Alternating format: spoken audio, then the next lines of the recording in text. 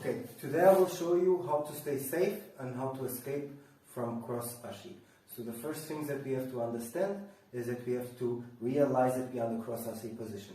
This is a type of leg entanglement very used right now, and according to how he entangles his legs with mine, there's different escapes. So in this case, if he's in 50-50 or if he's in a straight Ashi, the escapes will differ.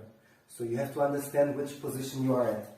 So you're starting with cross Ashi, where he has both of his legs in between mine, one reaping, one coming from underneath, and then he will be squeezing his thighs to control my knee line. So this is the cross Ashi position.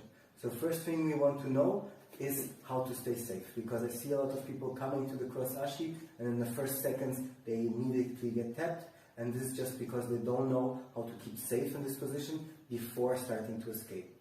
So what he wants to do is always, in the beginning, especially as a primary attack, is to expose my heel by turning me to bringing my weight to the hip of the leg that he's controlling. From here he can expose the heel, he can grab it, and he can start finishing it. So for me to prevent this, I don't want only to not show him the heel by just putting it on the floor. I need to hide my heel.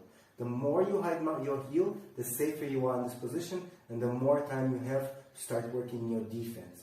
So right now we are not working directly the defense, we want to first stay safe. So to stay safe, it's going to be counterintuitive, because what we want to do is bring our knee deeper in instead of taking the knee away. Because as we know, to escape any leg entanglement, we have to free our knee. But first, so we are safe, so we cannot catch the heel hook, we are going to dig our heel inside by bringing the knee deeper. We have our free hand to post on the floor, and now I'm going to get my leg as deep as I can, and I'm going to start hiding my heel. So not turning it towards him, where he can catch with the arm, but hiding it away. Then if I'm here, he can just catch the heel, and now I'm in a heel hook position. I want to hide my heel behind him, here, because now it's going to be difficult for him to catch the heel. He will have to start initiating a roll, where we can start working on that another day. So now that we are here safe, we can start working on our escape. So always remember, when you're on cross Ashi, you always don't want to just stay here and start working whatever you want to do. You first want to make sure your heel is safe here. Now you can start working on your defenses that we will see shortly. Common mistakes that people do from here is they start grabbing the arms, the legs, the heads, and then they just leave their heel here exposed, and my partner grabs the heel and now finishes me. So remember, always try to hide your heel first. Also, don't grab your foot and start hiding it towards you. He can just toe hold you, because you're already bending your foot. Or some people like to bring the leg to close here triangle. But this is just giving my partner the secondary leg. And now I don't have no leg to escape, to help me escape. And he has my movement controlled. So don't grab your own foot to bring the heel towards you. Don't try to close the triangle, because that's going to give him the secondary leg. Always start in, get your knee inside, start hiding the heel. And then we're going to start working on the escape. So remember, when we come to cross Ashi, first thing, realize you're on the position, get your leg in, start hiding the heel, so he cannot immediately finishing you, so you have some time to start escaping. Okay, so our first goal was to hide the heel before we do anything. Remember, always when you are in cross Ashi, you have to first understand if you are in this position, because each leg entanglement has its own escapes. So you first have to understand, okay, I'm in cross Ashi. As soon as you get that, you have to hide your heel. Don't fight anything else, don't grab his head, don't grab his leg. You always want to first insert the knee in as deep as you can and start hiding your heel. I know it seems like you're getting yourself deeper and deeper in the position, but you are just making your heel safe to then start escaping. Because to escape, you have to use your secondary leg. If you don't use your secondary leg, it will be very difficult to create a pull effect strong enough to free your knee. So you have to have a push and pull. So you're hiding the heel, you're hiding your leg, because if he traps your secondary leg, then you don't have a push and pull mechanic, because he's trapping your leg. So you have to have this leg free. Now, as we are here, there's going to be something that's going to be disturbing us. And that's the reaping knee can push against our hip and bring us to the side to turn us and expose our heel. So we have to be aware of this knee So as we get our leg deep inside and hide our heel as much as we can, always keeping the tension, bringing the heel as far away as we can from his arm that's going to heel hook us. Now we have to worry about the knee. The knee can push us back and expose our heel. Again, if he pushes against our hip, he's going to start exposing our heel, and that's going to be a problem for us. So we're going to keep our leg in, and we're going to push his knee away. So he cannot push against me. So now that I can do this, I have the angle and the ability to create this slight angle with my body, so I can pummel my secondary leg behind one of his legs. Again, we don't want to be fighting over his legs, because he can still push it out, and now we don't have the secondary leg. We want to go behind him. We can do that by creating here, having a safe heel, pushing with the C grip in the back of his knee with the thumb. Now we can create an angle because he doesn't push against our hips. Now, our secondary leg always wants to pummel inside. Now, we can push against the top leg, the reaping leg, or we can push against the bottom leg.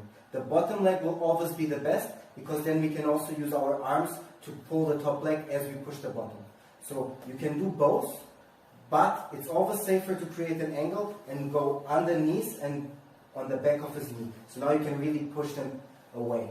Now you can choose, or you want to disengage the leg lock game, and it will be turning into a belly down position, where you are, how people start running in this position, they call it the running man escape for this, that now you can have a push and pull. My secondary leg can push as I pull my leg that's being trapped in cross ashi out here. Now I can re-engage. If though I don't want to disengage the leg lock game, but I want to counter him, we can also do this. So again, as always, don't be here just laying here and fighting the legs, or grabbing your foot, or hiding this foot, or grabbing his head. You don't want to start here. You always start by hiding your heel, and that's by stretching your leg in and hiding it behind his hips. Now, as always, C grip behind the knee, we push it down. Now we create an angle, so I turn my hips away from him, but I still am kind of looking at him. I'm not just completely abandoning the position. Now I'm going to pummel my leg inside and get it against the back of his knee. Now I can push his leg away, and I pull now the top. First I was pushing it down, now I want to pull it, so I separate his legs, making space to free my leg. So again, if he's here, he can squeeze the thighs, and it will be difficult for me to free the knee. So now I want to push and pull, opening his legs. From here, I can take my leg out, come over, and now I close myself in cross ashi.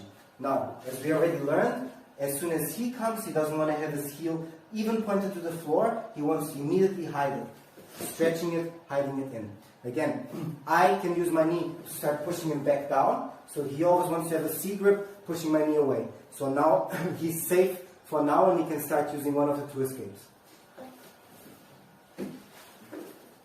So again, the first escape would be a running man. I push, I create an angle, I use my secondary leg to create a push and pull, I free my leg, and now I can run away, and then engage again with my friend. So, or we can push the knee down, create an angle, get our foot in the back of the knee, now open his leg. That makes it so there's no tension in between my leg that's being trapped right now, and I can pummel it out. From here, I pummel it back in, and now I'm in cross ashi, where I can start attacking him. Again, always when you get here, don't do like my partner, but always hide the heel, so you're already used to hiding the heel when you get into the position. This is going to allow you to not just get heel hooked always when you get into the position. It's going to give you some time to think, and therefore you can try to reimagine the techniques I've just told you, or whatever you saw, and start escaping from here. So the best thing and most important things to learn from today is basically always cross ashi, realize you're in a position, hide the heel. Don't turn so much to the back like him. You want to still be turning with your upper body slightly towards your partner. What you want is to create an angle, turning your hips away from him. That's going to allow you to hide the heel. From here, you can start or using to disengage or using to re-attack. I hope you enjoyed, and I see you next time.